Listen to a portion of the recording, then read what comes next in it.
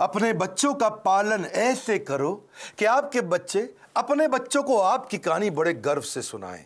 नमस्कार, मैं Vivek Bindra, founder and CEO बड़ा बिजनेस.com। आज बात करेंगे बच्चों को काबिल बनाने का सबसे बड़ा रहस्य। और वो क्या है सबसे बड़ा रहस्य? पेरेंटिंग की बात करेंगे। आज ऐसे टिप्स दूंगा, हिल जाएंगे। अभिमन्यु को चक्रव्यूह भेदने की सारी कला मां के गर्भ में ही सीखने का अवसर मिल गया था। प्रहलाद 5 साल से कम उम्र के अंदर सारे शास्त्र सीख गए थे। होलिका का दहन हो गया, लेकिन प्रहलाद का दहन नहीं हुआ। होलिका, जिसको आग में ना जलने का वरदान था, वो भी जल गई। पेरेंट्स वो पहले, they are first looking glass of their children. So to be in your child memory, बच्चों की मेमोरी में रहने के लिए आपको उनके जीवन में रहना पड़ेगा। सबसे पहले कितने भी झगड़े हो माता पिता के आपस में निपटा देने चाहिए। पेरेंटिंग है, मदरिंग फादरिंग नहीं है। मदर अकेले फादर अकेले नहीं, पेरेंटिंग दोनों चाहिए है। नुकसान बड़ा हो जाता है वरना। 1 साल तक बोलना और चलना सिखाते हो छोटे बच्चे को, आप 1 साल तक उसको बोलना चलना सिखाते हो, बोलो बोलो बेटा बोलो, सीखता है। और उसके बाद आगे कई साल तक आप उसको बोलते हो चुप बैठो चुप बैठो चुप बैठो चुप बैठो। बोलना भी बंद, चलना भी बंद, चुप बैठो चुप बैठो चुप बैठो। तो क्यों सिखाया 1 साल तक बोलो चलो, अब बोल रहे हो चुप बैठो। बच्चों को ये मत सिखाओ कि वो क्या सोचे, ये सिखाओ कि वो कैसे सोचे। Because a badly parented child is a lost child. परवरिश की परख जो होगी ना आपकी, वो इस बात से होएगी कि बुढ़ापे में वो आपका कितना साथ देने वाले हैं। खराब परवरिश के कारण उसके सोशल स्किल वो खत्म हो जाते हैं, अनरिलायबल हो जाता है, अनस्टेबल, केयरलेस बच्चा होता है, आर्ग्यूमेंटेटिव होता है। आपका बच्चा रिजिड हो गया, जिद्दी है, रूड है, इनडिसिप्लिन्ड है, एंटी सोशल बिहेवियर हो रहा है, उसका अकेलापन महसूस करता है, कभी कभी पेसिमिस्टिक है, सेल्फ डिफीटिंग थॉट्स आते हैं, सीक्रेटिव है, बताता नहीं बातें अपनी, छुपाता है आपसे, सब कुछ छुपाता है, आपको दोस्त नहीं समझता, उसके अंदर फियर ऑफ फेलियर है। ये सब क्यों है? अगर आपकी पेरेंटिंग कमजोर है तो यही नुकसान होंगे। बच्चे बड़ों की बात सुनने में अच्छे नहीं होते, वो बड़ों को कॉपी करने में ज्यादा अच्छे होते हैं। भगवद गीता में कृष्ण ने कहा है, यद यद आचरति श्रेष्ठ तत्तद एव तरुजना। यद यद तत्तद, जैसा जैसा वैसा वैसा।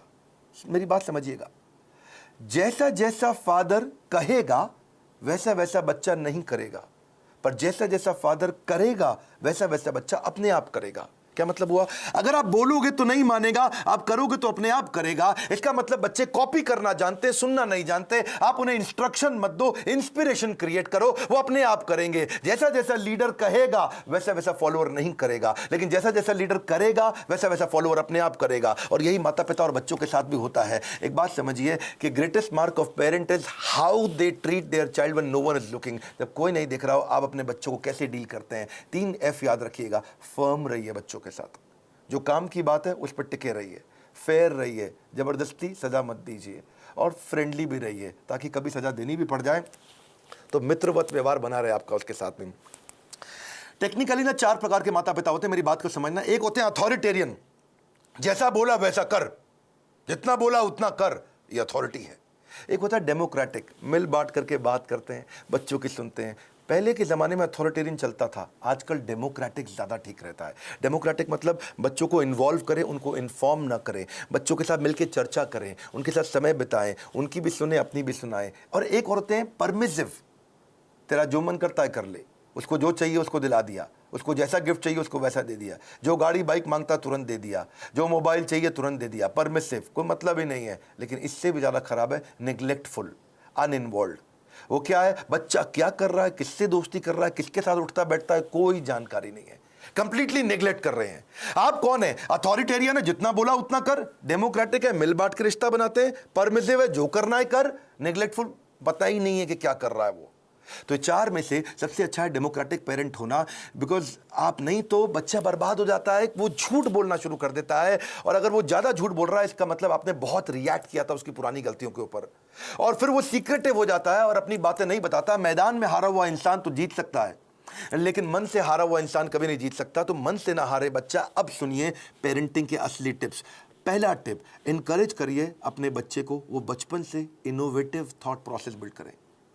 उसको ऐसे प्रश्न पूछिए कि वो इनोवेशन बिल्ड कर सके। दूसरा, उसके साथ बैठ के किताबें पढ़िए और अच्छे वीडियोस देखिए। ये नहीं उसको बता दिया, उसके साथ बैठिए, खुद भी पढ़िए, चर्चा करिए उसके साथ में। तीसरा, कुछ क्वेश्चनिंग का आपस में फॉर्मेट बिल्ड करिए, म्यूचुअल क्वेश्चनिंग, कुछ वो आपसे पूछे, कुछ आप उससे पूछो, और खास तौर से आप उससे पूछो, वो आंसर करे, ज़्यादा बोलेगा, रिलेशनशिप बनेगा। प्ले विद योर चाइल्ड, उसके साथ खेलिए, फ्रेंडशिप इज द की। उसकी दोस्ती हो गई तो आपसे कभी मन नहीं चुराएगा। अगला मेरा पॉइंट है बजटिंग। बच्चे को बजटिंग सिखाओ, उससे उसके इमोशनल रिक्वायरमेंट कम होगी, इंटेलेक्चुअल कैपेबिलिटी बढ़ेगी।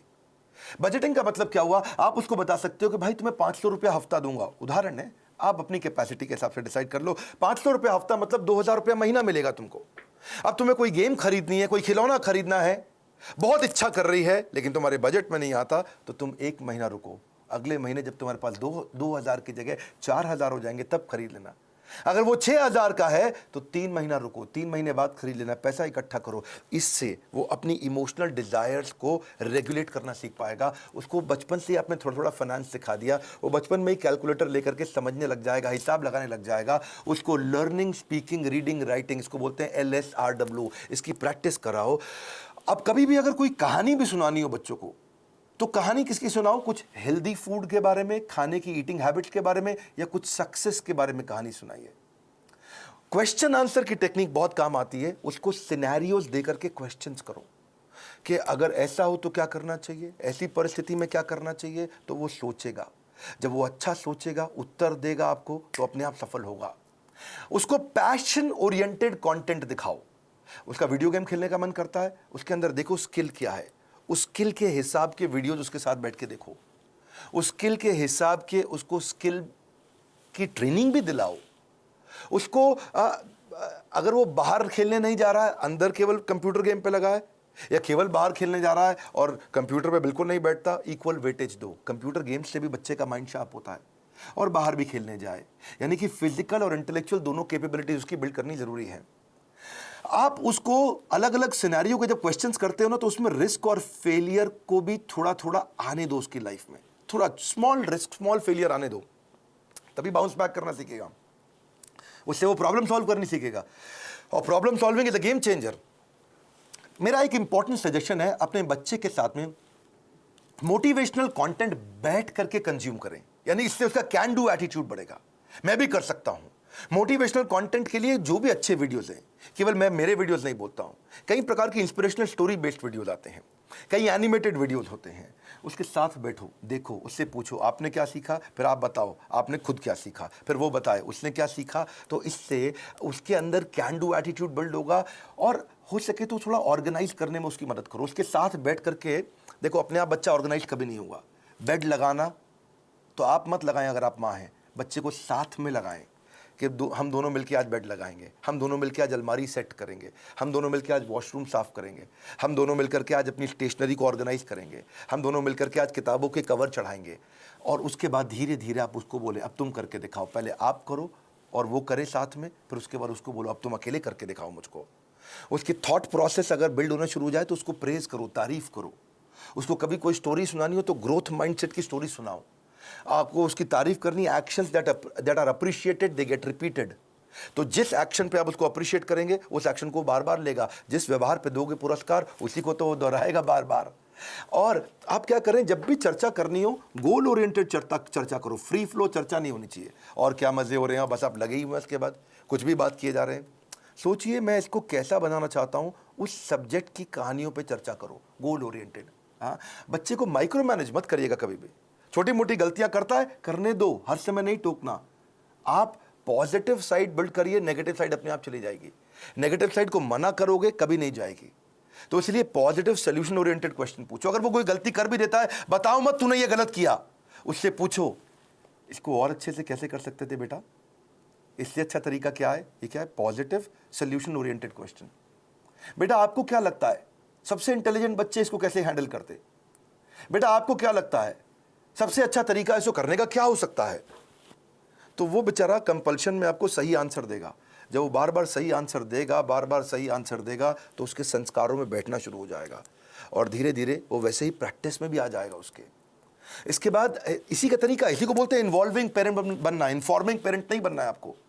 और तभी आप उसके सोशल स्किल और इमोशनल लर्निंग्स बिल्ड कर सकोगे। जो मैंने बजटिंग बताया था, मुझको याद आया, इससे उसकी इमोशनल ग्रेटिफिकेशन को आप डिले भी कर सकते हो। इमोशनल ग्रेटिफिकेशन डिले होगी तो बच्चा कहां से कहां पहुंच जाएगा। आप रूटीन बनाने का प्रैक्टिस करिए, पहले खुद का रूटीन बनाइए, तभी बच्चे का बनेगा। ये नहीं कि आप आजकल वर्क फ्रॉम होम में बिस्तरे पे पड़े हुए हैं तो बच्चा भी ऐसे ही लेटा रहेगा, बैठेगा, अपनी क्लास नहीं अटेंड करेगा वो। तो और क्योंकि आप स्ट्रगल करते हो रूटीन फॉलो करने में और वो भी ये स्ट्रगल करने लग गया, तो पूरा परिवार आगे बढ़ेगा, इंप्रूव करेगा। उसको अगर और स्टोरी सुनानी हो, जैसे मैं स्टोरी की बात बार बार कर रहा हूं, तो डिसिप्लिन की स्टोरी सुनाओ। और अगर वो डिसिप्लिन नहीं है तो चिल्लाओ मत, डिसिप्लिन की कहानी सुनाओ, तभी धीरे धीरे इंप्रूव करेगा बच्चा। अगर आपने उसको बोला ना, बेटा सॉरी बोलो, आंटी को सॉरी बोलो, बेटा तुम गलत कर रहे हो सॉरी बोलो, सॉरी बोलो, समझ नहीं आ रहा मैं कह रही हूं सॉरी बोलो, बड़ा बेकार बदतमीज बच्चा, सॉरी बोलो। तो वो क्या करेगा, उसको लगेगा सॉरी बोल दूंगा बच जाऊंगा, अच्छा सॉरी, उसको लगा ले मम्मी चुप हो गई, ठीक है आगे से मत करना। अब वो चला गया, उसको लगा देखो जल्दी बच के निकल गया मैं, सॉरी बोलो सॉरी बोलो सॉरी बोलो, कुछ नहीं होगा, सॉरी सोचो, सॉरी सोचो। डीलिंग ठीक नहीं करनी है, फीलिंग ठीक करनी है, कंटेंट ठीक नहीं करना है, इंटेंट ठीक करना है। फ्रूट्स बाद में मिलेंगे, पहले रूट्स चाहिए आपको। तो डिसिप्लिन की स्टोरी सुनाइए उसको, ताकि वो थॉट प्रोसेस बिल्ड हो जाए।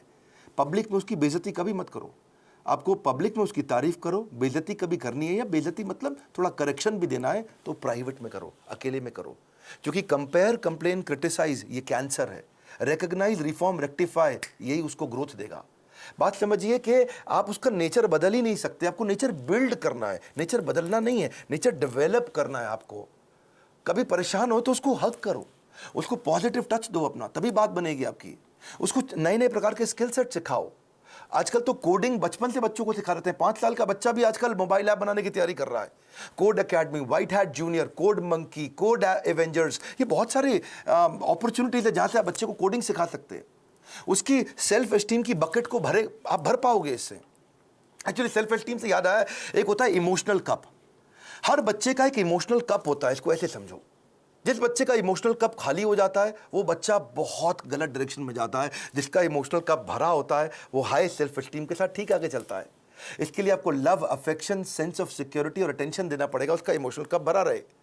अगर आपने उसके साथ खेले, फ्रेंडशिप किया, क्वालिटी टाइम दिया और प्रेम किया, उसको प्रेज किया, अप्रिशिएट किया, उसका कप भरा रहेगा। लेकिन अगर आप उसको पब्लिक में बेइज्जती किया, क्रिटिसाइज किया, एब्यूज किया, निगलेक्ट किया, उसका ह्यूमिलिएशन किया, उसको पनिशमेंट दिया बिना किसी रीजन के, वो अकेलापन महसूस करता है, फेलियर महसूस करता है, रिजेक्टेड महसूस करता है, उसका इमोशनल कप खाली हो जाएगा बिल्कुल। और फिर वो इमोशनल कप भरने के लिए कहीं बाहर जाएगा, किसी और के पास जाएगा, गलत दोस्तों के पास जाएगा, गलत जगह पे जाएगा, गलत वेबसाइट्स खोलेगा। वो लोगों से अपने इमोशनल कप को भरने के लिए खींचेगा तरीके, मिसबिहेव करेगा अटेंशन गेन करने के लिए, मैनिपुलेट करेगा, जेलसी हो जाएगी उसको दूसरों को देख के। आइसबर्ग देखा है आपने? आइसबर्ग को समझो आप, इससे समझ आएगी आपको बात। आइसबर्ग होता है वो बर्फ की चट्टान जो समुद्र के अंदर होती है, लेकिन 10% दिखती है, 90% पानी के नीचे होती है। आइसबर्ग में पानी के नीचे बहुत बर्फ है, वो दिखती नहीं है, दिखती 10% है खाली ऊपर ऊपर। बच्चों की ज़िंदगी भी ऐसी आइसबर्ग के जैसी है। अगर उनका एंगर, उनका स्क्रीमिंग, वो चिल्ला रहा है, वो कोई बात छुपा रहा है, वो वायलेंट हो गया है, अग्रेसिव हो गया है, वो रो रहा है, ये खाली 10% ऊपर दिख रहा है, इसके नीचे 90% बहुत कुछ था। उसकी एंग्जाइटी, फ्रस्ट्रेशन, उसका डिस्ट्रेस, उसका ट्रस्ट ना कर पाना, उसका फेलियर, उसका ग्रीफ, उसका अनश्योर होना, उसका स्ट्रेस में होना, अटैक्ड महसूस करना, उसका हर्ट महसूस करना, उसका वरिड, अलोन, लोनलीनेस फील करना, ये सब समुद्र के नीचे था। और समुद्र के ऊपर क्या है? थोड़ी सी बर्फ दिख रही है। आप उस बर्फ को लेकर ट्रीटमेंट कर रहे हो, जो नीचे दिखती हुई बर्फ को लेकर कर रहे हो, जो नीचे छुपी हुई बर्फ है, उसको ठीक करना है। इसलिए करेक्शन नहीं, इंस्पिरेशन। बच्चे, पता है, अगर आपको उनको सफल बनाना है, उनकी सफलता का स्कोर बोर्ड बना दो, गेमिफाई कर दो। इसको क्या बोलते हैं? Gamification of value inculcation. अगर आप उनमें संस्कार डालना चाहते हो तो गेमिफाई कर दो उसको। इसको गेम देखो, बिकॉज अगर स्कोर बोर्ड बना दोगे ना तो वो जीतना चाहेंगे। देखा आपने, क्रिकेट का स्कोर बोर्ड होता है, बास्केटबॉल का स्कोर बोर्ड होता है। जैसे स्कोर बोर्ड चालू होता है बच्चे जल्दी खेलते हैं, एनर्जी से खेलते हैं। जब टेस्ट प्रैक्टिस मैच होता, क्रिकेट में भी पहली बॉल प्रैक्टिस बॉल फेंकते, सुना आपने? कौन खेलता है? उसे बल्ला घुमाता नहीं बच्चा, ठीक, क्या फर्क पड़ता है, आउट भी हो जाए तो भी कोई फर्क नहीं पड़ता। लेकिन जैसे ही स्कोर बोर्ड शुरू होता है बच्चे जान लगा के खेलते हैं, अबे जीतना है अपने को, एनर्जी आ जाती है उनकी। वैसे ही आप भी कुछ इसको वैल्यू, संस्कारों को बिल्ड करने के लिए गेम क्यों नहीं बना देते? कोई टोकन लेके आओ बाजार से, उस पर 1 रुपया, 2 रुपया, 5 रुपया, 10 रुपया लिखो टोकन पे, और उनके साथ डिस्कस करो। अगर ये बिहेवियर करोगे तो तुम्हारे इस बॉक्स के अंदर मैं 2 रुपए का टोकन डालूंगी, 5 रुपए का डालूंगी, 10 रुपए का डालूंगी, या डालूंगा अगर आप पिता हैं तो।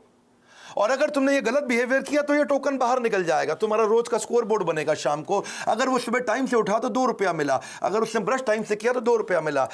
रुपया मतलब पॉइंट, आपने बोला, मैं पॉइंट कह रहा हूं, उसको रुपया दें या पॉइंट दें, लेकिन बाद में उसको रिडीम करने का तरीका बना दो, है जी। अगर टाइम से होमवर्क किया तो 5 नंबर मिल गए या रुपया मिल गया। अगर आप वो समय से सोने चला गया तो 2 रुपया मिल गया। अगर वो समय से खाना खाएगा तो 7 रुपया मिल गया। अगर टेंट्रम करेगा तो काट लो, सामान फेंक रहा है इधर उधर तो काट लो, उसमें से निकाल लो, चिल्ला रहा है, गाली दे रहा है तो 7 रुपया निकाल लो, अगर मिसबिहेव कर रहा है माता पिता के साथ तो 10 रुपया निकाल लो, ओबे नहीं कर रहा आपकी बात, 7 रुपया निकाल लो, किसी को गाली देता है, थूक देता है किसी के ऊपर तो 10 रुपया निकाल लो। तो आपने तरीका निकाला। इससे क्या होगा, शुरू शुरू में तो पॉइंट के चक्कर में वो अच्छे बिहेवियर्स को प्रैक्टिस कर जाएगा, पर आने वाले समय के अंदर वो उसकी आदत बन चुकी होगी, वो उसके बिहेवियर में, उसकी प्रैक्टिस में आ चुका होगा, और फिर उसकी लाइफ चेंज। इसको बोलते हैं गेमिफिकेशन।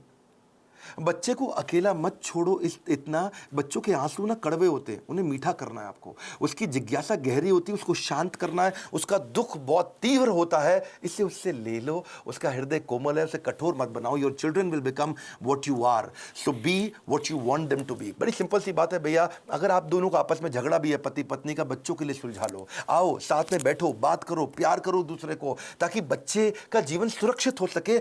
ये फादरिंग नहीं है, मदरिंग नहीं है, ये पेरेंटिंग है। गलती किसी की भी हो, आप दोनों में से ईगो को साइड में रखो, बच्चे को और सिखाओ, आगे बढ़ाओ। हमने भी बच्चों के लिए बहुत प्रोग्राम्स बिल्ड किए हैं। मैंने बच्चों का एक प्रोग्राम एंटरप्रेन्योरशिप का लेकर के आए, जिसको हम बोलते हैं एवरीथिंग अबाउट एंटरप्रेन्योरशिप।